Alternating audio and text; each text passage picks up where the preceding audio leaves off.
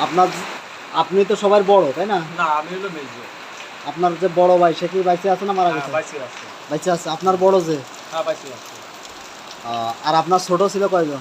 ছোট হলো ২ জন। তো ছোট দুইজনে কি মারা ২ গেল? জনই মারা গেছে।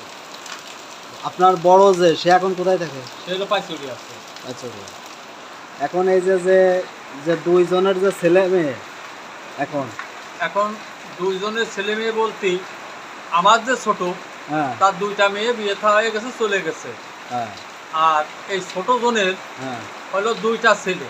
হুম, বড় ছেলেটা ইঞ্জিনিয়ার পড়তেছে আর ছোট ছেলেটা আইএ পড়তেছে। হ্যাঁ এই